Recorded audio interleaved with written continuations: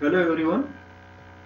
This particular presentation is related with introduction of Java programming. In this presentation, we will cover program features of Java, Java and C++, Java and Internet, and Java and WWW. First, we will see some introduction of Java. Java is a general purpose object-oriented programming language developed by Sun Microsystems of USA in 1991.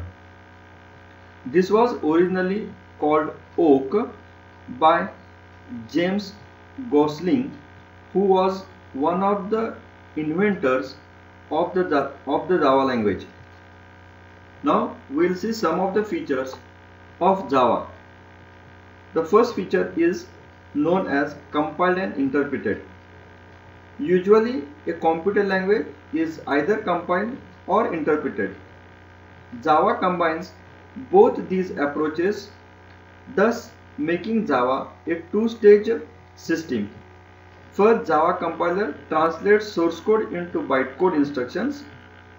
Bytecodes are not machine instructions, and therefore in the second stage, Java interpreter generates machine code that can be directly executed by the machine. Second feature is platform independent and portable. Java program can be easily moved from one computer system to another anywhere and anytime. Changes and upgrades in operating systems, processors, and system resources will not force any features in Java programs. This is the reason why Java became a popular language for programming on internet, which interconnects different kinds of systems worldwide. Now the next feature is object oriented. Java is a true object oriented language. Almost everything in Java is object. All programming code and data reside within objects, classes, etc.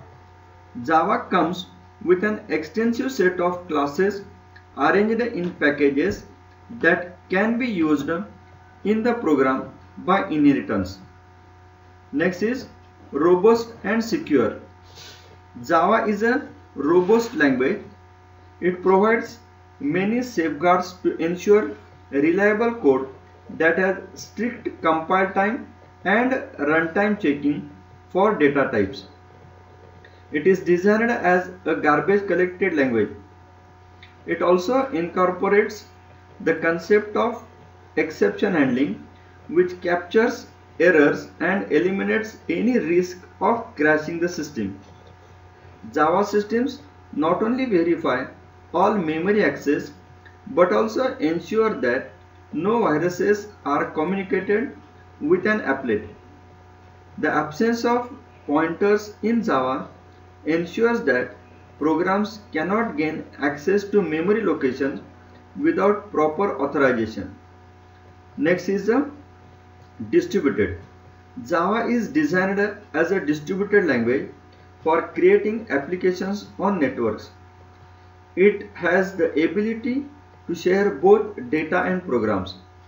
Java applications can open and access remote objects on internet as easily as they can do in a local system.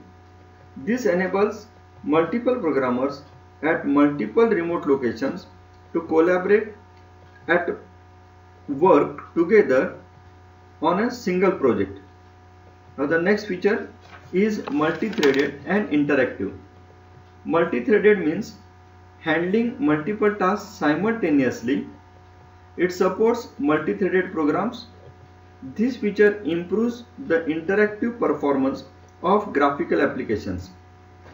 Java performance is the next feature. Java performance is impressive for an interpreted language, mainly due to the use of intermediate code, that is the bytecode. And the last one is dynamic and extensible.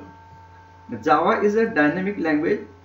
Java is capable of dynamically linking in new class libraries, methods and objects.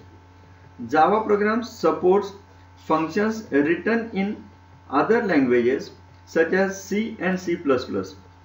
These functions are known as native functions or methods. Native methods are linked dynamically at runtime.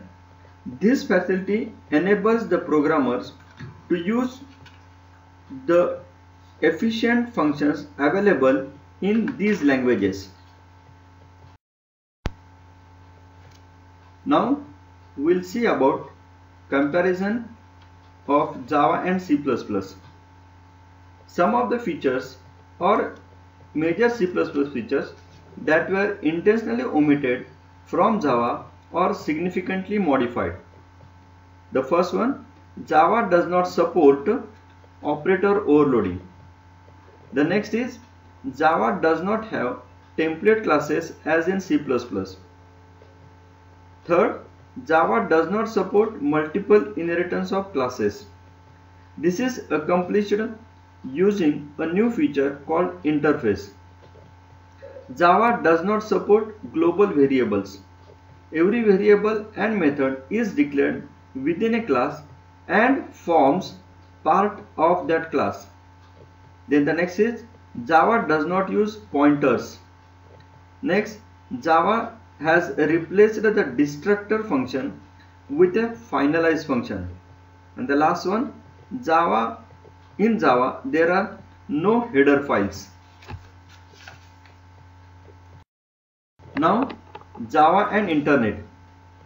Java is strongly associated with the Internet because of the fact that the first application program in Java was HotJava, a web browser to run applets on Internet. Internet users can use Java to create applet programs and run them locally using a Java enabled browser such as HotJava. They can also use a Java enabled browser to download an applet located on computer anywhere in the internet and run it on his local computer. Internet users can also set up their websites containing Java applets that could be used by other remote users of internet. The ability of Java applets to hitch a ride on the information superhighway has made Java a unique programming language for the internet. Now Java and WWW, that is World Wide Web. WWW is an open-ended information retrieval system designed to be used in the Internet's distributed environment. This system contains web pages that provide both information and controls. The web system is open-ended and we can navigate to a new document in any direction. This is made possible with the help of language called HTML. Web pages contain HTML tags that enable us to find, retrieve, manipulate and display documents worldwide. Java is meant to be used in distributed environments such as internet.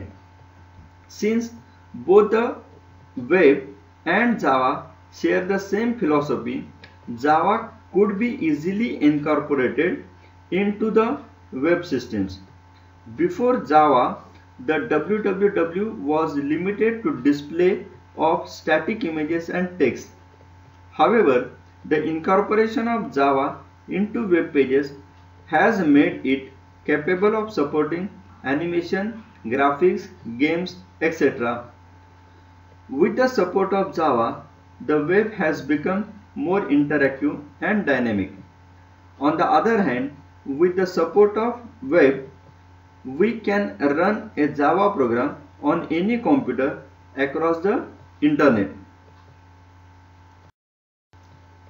Now we'll see that how Java communicates with the web. Java communicates with the web page through a special tag called applet. Here, this figure shows the communication steps. The first step is that the user sends a request for an HTML document to the remote computer's web server. The web server is a program that accepts a request, processes the request, and sends the required document. Then second step, the HTML document is returned to the user's browser. The document contains the applet tag, which identifies the applet. The corresponding applet bytecode is transformed to the user's computer. This bytecode had been previously created by the Java compiler using the Java source code. Next step, the Java enabled browser on the user's computer interprets the bytecodes and provides the output. And the last one, the user may have further interaction with the help of applet but with no further downloading from the provider's web server.